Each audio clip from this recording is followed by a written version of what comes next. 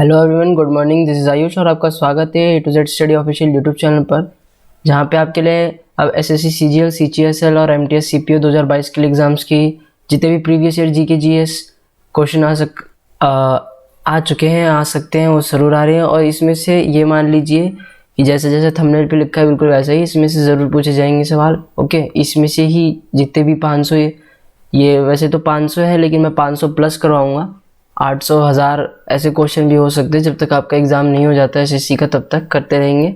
Okay, चलिए आगे बढ़ते हैं। और ये इनके अलावा भी कई एग्ज़ाम में आ सकते हैं, जैसे कि डी ट्रिपल एस बी के बारे में सबने सुना होगा। अप्रैल में उसका एग्ज़ाम है एलडीसी वाले बच्चों का, डी ट्रिपल एस बी। और उसके आगे जितने भी, जैसे अभी एमटीएस की भी पोस्ट निकलने वाली है, और सीएचएसएल का एग्ज़ाम तो है ही मई में, सीजीएल का भी आ रहा है और सीपीओ का भी, जैसा कि आपको पता है।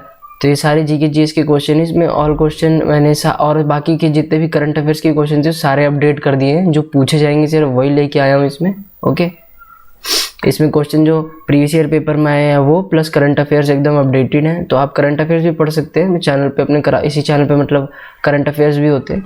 चलिए आगे बढ़ते हैं। क्वेश्चन नंबर 1 पूछा जा रहा है, अब इनमें से कौन सा राजवंश था जो नौसेना शक्ति के लिए प्रसिद्ध था, यानी फेमस था किसके लिए? नेवल पावर के लिए। ओके, और क्या बोलते हैं, आप लोग करंट अफेयर्स पे ज़्यादा जोर नहीं डालते, आप लोग करंट अफेयर्स नहीं पढ़ते। मैंने अभी डिफेंस से रिलेटेड मैंने अपडेट्स डाल दी थी, वीकली अपडेट्स थे वो।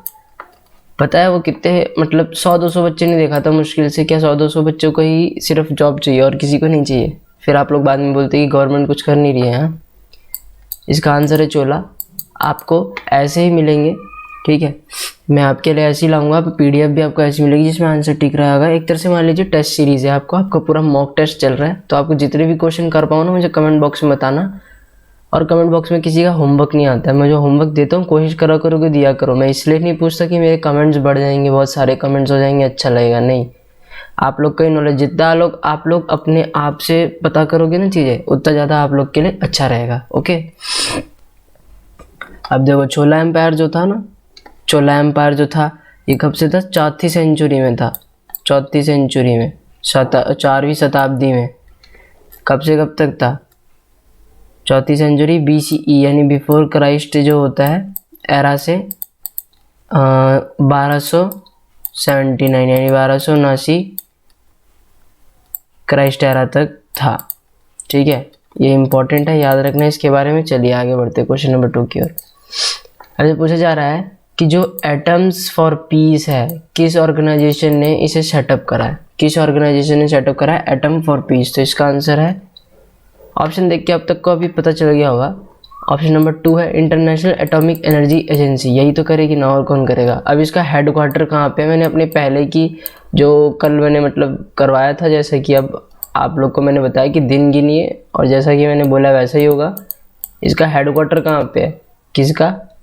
इंटरनेशनल एटॉमिक एनर्जी का। मैंने अपनी कल की वीडियो में कराया था, जिन्होंने देखा होगा मुझे कमेंट बॉक्स में ज़रूर बताएंगे। क्वेश्चन नंबर 3, जो डिपार्टमेंट है माइंस सेफ्टी का, ये किस सेंट्रल मिनिस्ट्री के अंदर आता है, यानी कि किस केंद्र सरकार के अंदर आता है? माइंस में कौन काम करते हैं? लेबर किसके अंदर आता है? Ministry of labour and employment के अंदर, श्रम और रोजगार मंत्रालय। क्वेश्चन नंबर 4, अब इसमें से पूछा जा रहा है कि which of the following player, किन्होंने इनमें से मेंस सिंगल यानी जो पुरुष एकल का टेनिस खिताब होता है बार्सिलोना ओपन टूर्नामेंट, किसमें? 2021 में। 2022 का पेपर है, ऑब्वियस सी बात है 2021 के करंट अफेयर्स पूछा जाएंगे 6 महीने पहले के, तो ये इसमें सब कवर है। ओके, यही मैं आपसे बोल रहा था कि मैंने इसमें सब अपडेट कर दिया करंट अफेयर से रिलेटेड। तो इसका आंसर है राफेल नडाल। ठीक है, क्या इसका आंसर? Rafael Nadal. अब इसके बारे में थोड़ा जान लेते हैं। अभी जो बार्सिलोना ओपन टाइटल है ना, ये कहाँ गया? ये बार्सिलोना ओपन टाइटल, ये इन्होंने 12वीं बार जीता है।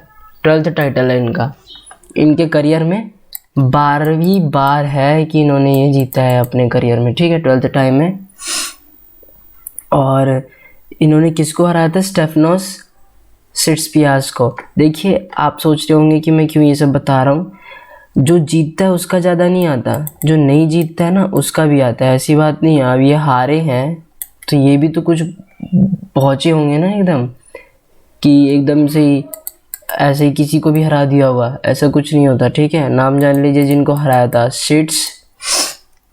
सिट्सिपास, ठीक है। क्या नाम है इनका? स्टेफनोस सिट्सिपास, ये इनका नाम है। किनको? ये इनको हराया था। डिफीट इधर लिख देता हूँ, डिफीट मतलब होता है हराना, ओके।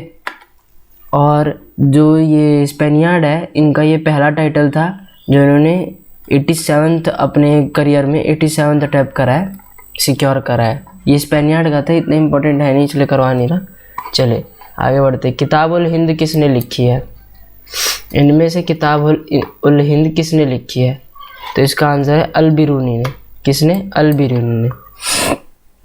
अब जो अल बिरूनी है, किताब उल हिंद, ये अरबिक सिंपल में लिखी गई है। और जो टेक्स्ट है ये 80 चैप्टर में किसके ऊपर है? धर्म के ऊपर है, फिलॉसफी के ऊपर है, त्योहारों के ऊपर, एस्ट्रोनॉमी के ऊपर, अल्केमी के ऊपर, manners, custom, social life, weight and measures, जो आइकोनोग्राफी होती है, लॉज एंड मेट्रोलॉजी, इन सब के ऊपर है, ठीक है। चलिए आगे बढ़ते हैं क्वेश्चन नंबर 6 की ओर। अब जो श्रमिक कल्याण पोर्टल है, ये किसके द्वारा लॉन्च करा? ये तो हाल ही में है, सही बात है ना, ये तो हाल ही में ही है। करंट अफेयर्स जो अपडेट हुए हैं, अगर आप करंट अफेयर्स नहीं पढ़ेंगे तो आपको ऐसा ही रहेगा, आप इधर उधर खाली एग्ज़ाम हॉल में जाके पंखे देखते रहेंगे और कैमरास देखते रहेंगे वहाँ पे, और अपने कंप्यूटर की स्क्रीन पे शब्द गिनेंगे कि हाँ भाई इसमें कितने शब्द है, इसमें कितने शब्द है। इसका आंसर है ministry of railways, option number 3। श्रमिक कल्याण पोर्टल मिनिस्ट्री ऑफ रेलवेज के द्वारा खोला गया था। कब लॉन्च हुआ था? ये लॉन्च कब हुआ था? 1 अक्टूबर 2018 को। 1 अक्टूबर 2018 को। ये इसलिए इम्पोर्टेंट है क्योंकि ये रेल से रिलेटेड है, ओके। और ये क्या करता है? ये मिनिमम वेजेस एक्ट करता है, मतलब जितना भी इनका वो सब होता है, दिहाड़ी जिसे कहते हैं, पैसे वैसे रिलेटेड, इनकम से रिलेटेड, वो सब चीज़ें हैं। ये लॉन्च हुआ था इस दिन 1 अक्टूबर 2018 को। क्वेश्चन नंबर 7 के बारे में पढ़ते हैं। अब पूछा जा रहा है कि इनमें से जो इंडियन कॉन्स्टिट्यूशन है, ये राइट टू एजुकेशन यानी भारत संविधान का निम्नलिखित में से कौन सा अनुच्छेद है, कौन सा आर्टिकल है जो शिक्षा का अधिकार देता है, राइट टू एजुकेशन देता है? तो इसका आंसर है ऑप्शन नंबर 2, 21A। क्या है? Option number 2, 21A, right to education है। फ्री एंड कंपलसरी एजुकेशन है। ये 2009 में आया था। कब आया था? 2009 में, ओके। अभी जो आर्टिकल 21A है, ये कंपलसरी एजुकेशन देने के लिए करता है। एज मेंबर क्या है? 6 से 14 साल के बच्चों तक कंपलसरी क्या है? पढ़ाई, ये एज है, ओके, 6 से 14 साल तक। तो याद रखिएगा इसे। ये 86th अमेंडमेंट एक्ट ऑफ 2002 में आता है। 86th amendment act, okay, amendment act 2002 के अंदर आता है। इतना कुछ करवा रहा हूँ, कोई नहीं करवाएगा अपने चैनल पे, आपको तो इसे शेयर करना चाहिए, जो कि आर्टिकल 21 के अंदर इंसर्ट करा हुआ है, ओके। और अब आपका होमवर्क क्या है मालूम है आपको? ये जितने भी बाकी के अनुच्छेद हैं ना, आर्टिकल 21, 15 और 12, ये मुझे कमेंट बॉक्स में करके बताएंगे कि किस लिए होता है। अगर आपने नहीं बताया तो आपकी ये क्लास में रोक दूंगा, और फिर आपको मतलब एक तरह से यहाँ से कोई तैयारी नहीं करवाई जाएगी। फिर आप वहीं पे जाके पढ़िएगा जहाँ पे लोग पैसे लेते हैं 8-8, 10-10 हज़ार रुपये, और पढ़ाते भी कुछ नहीं है, सिर्फ पागल बनाते हैं स्टूडेंट्स को। होमवर्क आ जाना चाहिए, नहीं आएगा तो यही करेंगे आप। आपकी भी फिर जब ज़िंदगी बर्बाद होगी तब आपको पता चलेगा। अब कुछ लोग तो कह रहे होंगे कि सर ऐसे ऐसे बोल रहे हैं, ऐसे ऐसी वाली बात नहीं है। जब जो काम आपको दिया गया है वो करिए, नहीं तो बाद में बोलेंगे सर जी आपने तो पढ़ाया था, हमारे तो एग्ज़ाम में नहीं आया। ये थोड़ी देखेंगे कि क्या बोलते हैं, हमने तो पढ़ाया था लेकिन पढ़े ही नहीं, ना मैं होमवर्क देता तो होमवर्क करते थे। जितना खुद से करोगे ना उतना ज़्यादा याद रहेगा। जीके को ये थोड़ी है एक बार देख लिया तो हो गया। जीके आसान है, पर ये नहीं है कि बिना पढ़े जाओगे तो आ जाएगा। द लिविंग माउंटेन किसकी बुक है? अमिताभ घोष की। किसने लिखी है? अमिताभ घोष ने। द लिविंग माउंटेन किसकी है? अमिताभ घोष ने। अब इनको क्या मिल रखा है? जनन पथ, जो जनन पथ होता है, जनन पथ अवार्ड, यानी इससे ये पुरस्कारित है, जनन पथ से। 1 मिनट में ढंग से इस अवार्ड का नाम लिख देता हूँ ताकि आपको दिक्कत ना हो।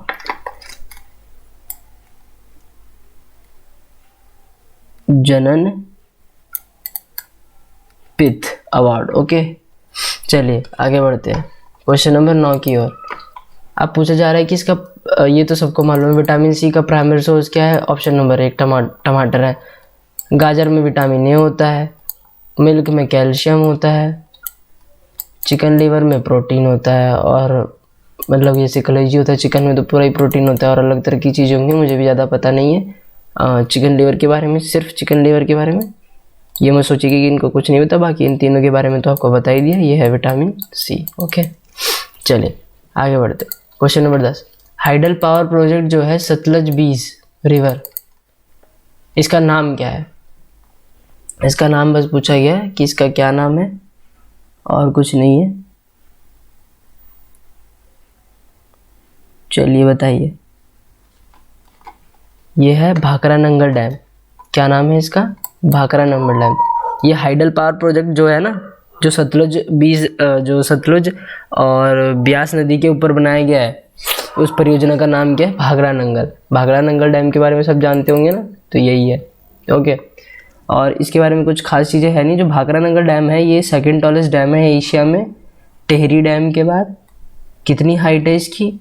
207.26 मीटर ये इसकी हाइट है, अप्रॉक्स में हाइट है, ठीक है, लगभग इतनी ही है।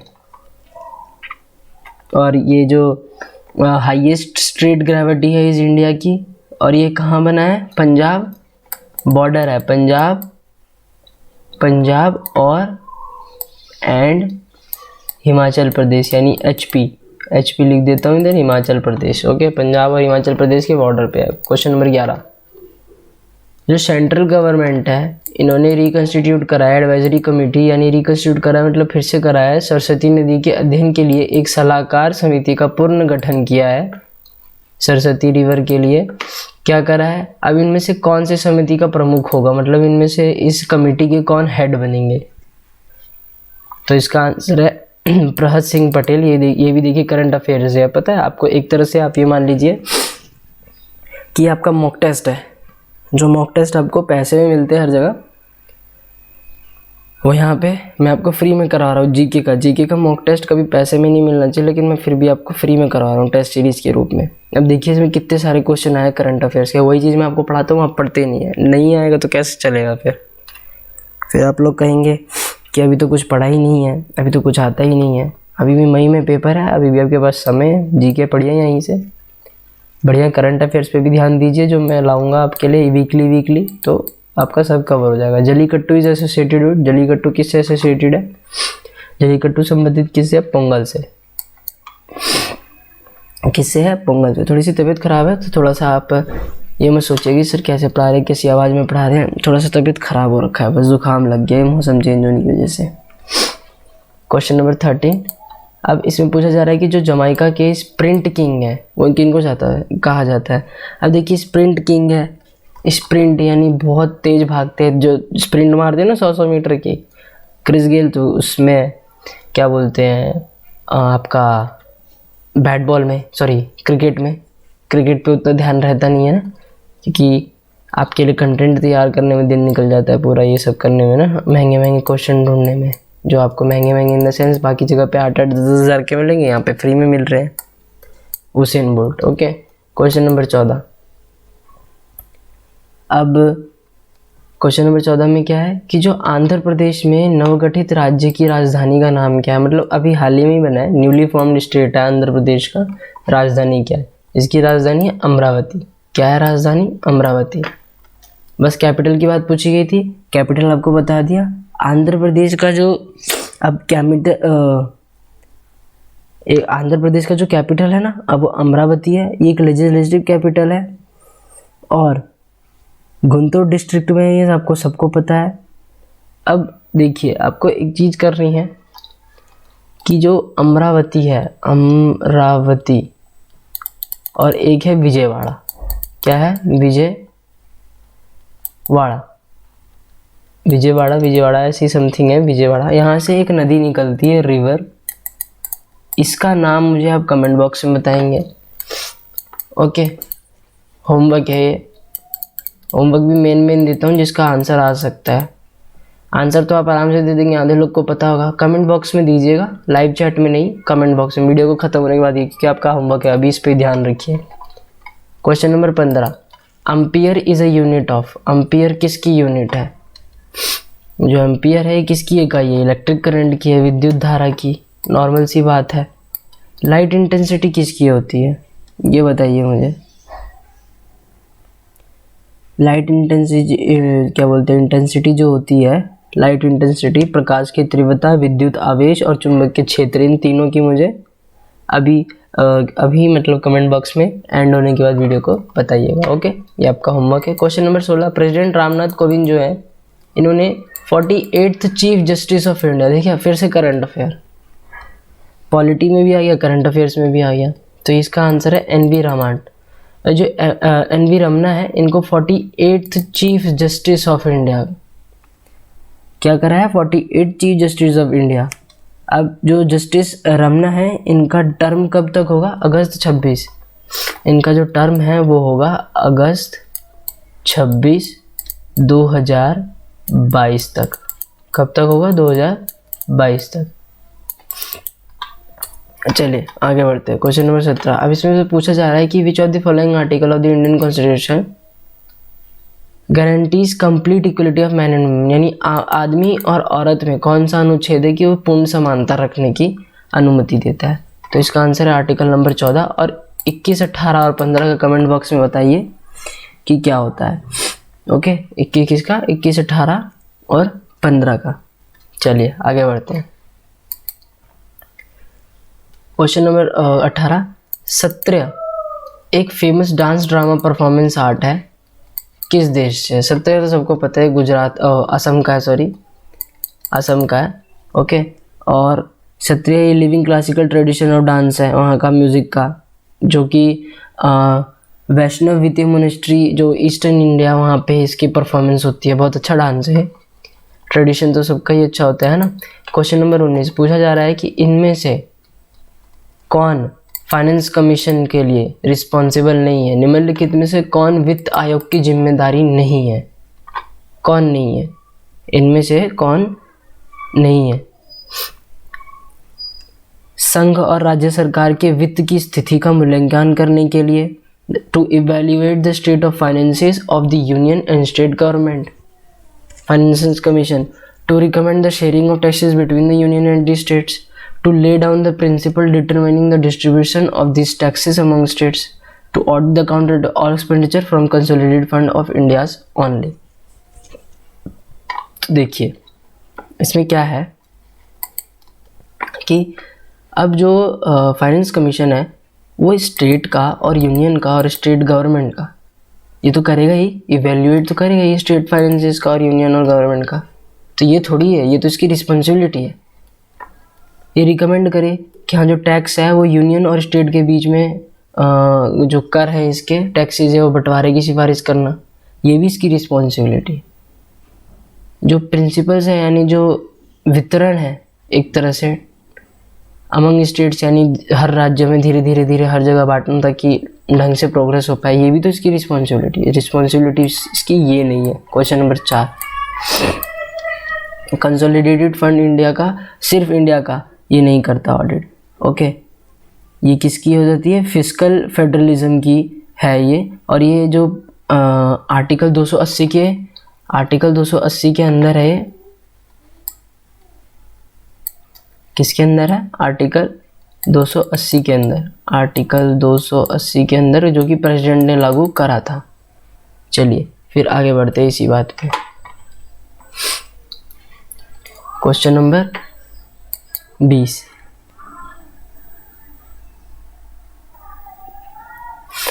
क्वेश्चन नंबर 20 क्या है?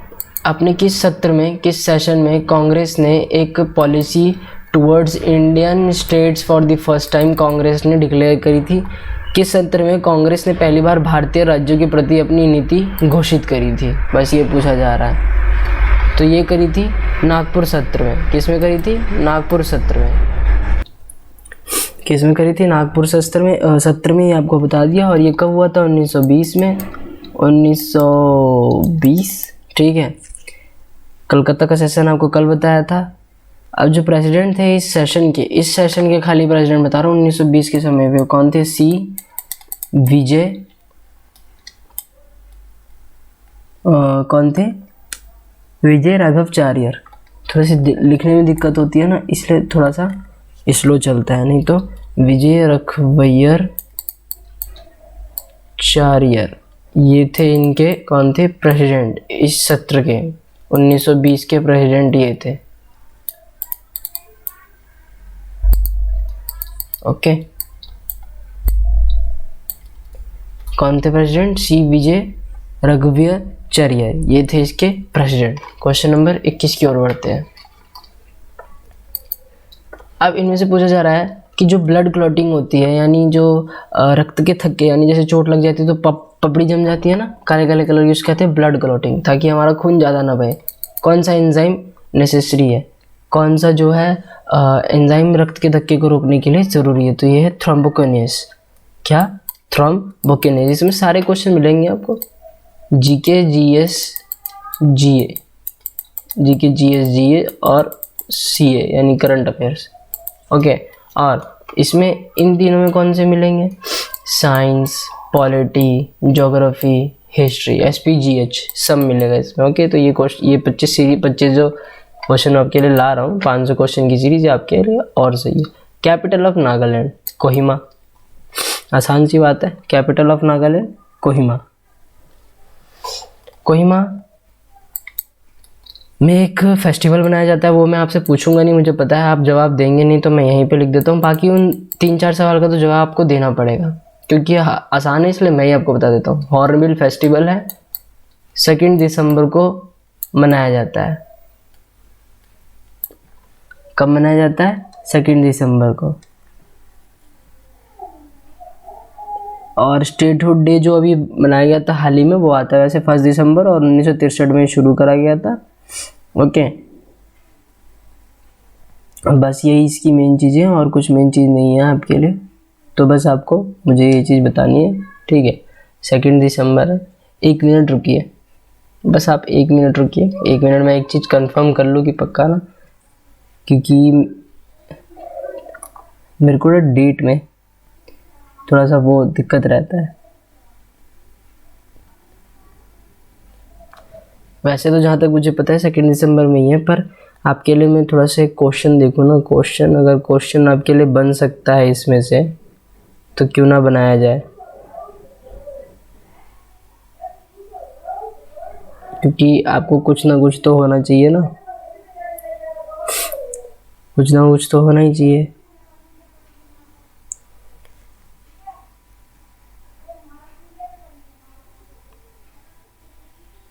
बस 1 मिनट।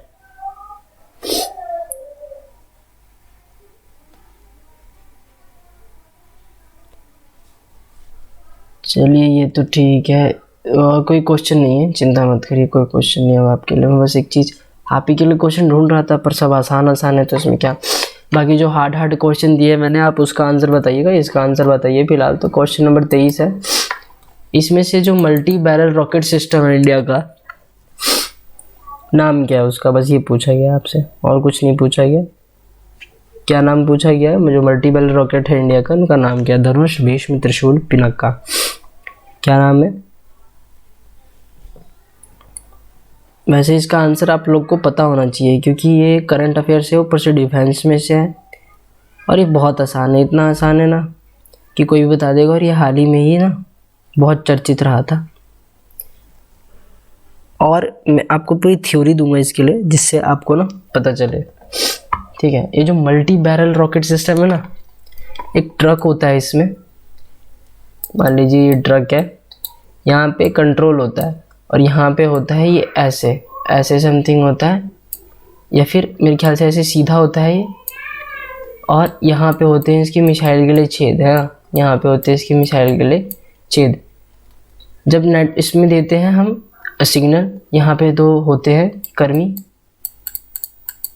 ये यहाँ से देते हैं सिग्नल ऐसे करके, तो ये रॉकेट जाते हैं और इस रॉकेट को कंट्रोल कर सकते हैं, ये रॉकेट को कंट्रोल कर सकते हैं। और इसका नाम पता है क्या है? पिनाका नाम है इसका। क्या नाम है? पिनाका। पिनाका पता है क्या है?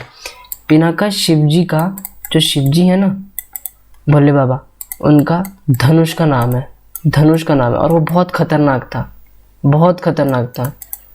इन्होंने नाम भले ही इसके ऊपर रखा हो, ये इतना खतरनाक नहीं जितना खतरनाक शिव जी का धनुष था, लेकिन वार का जो सटीक था, वार का जो एकदम जैसे एकदम सटीक वार होता है वैसे ही था, इसलिए जो शिव जी के धनुष का नाम तो पिनाका था, इसलिए इसका नाम भी पिनाका रखा गया। अब आप कभी नहीं भूलेंगे, सब याद कर लीजिएगा। शिव जी के जिनको पता होगा कि शिव जी का भी धनुष था, उसका नाम पिनाका था, तो अब आप कोई भी नहीं भूलेगा अब इस प्रश्न को। ओके, क्वेश्चन नंबर 24, इसकी PDF आपको मिल जाएगी, आप चिंता मत करिए।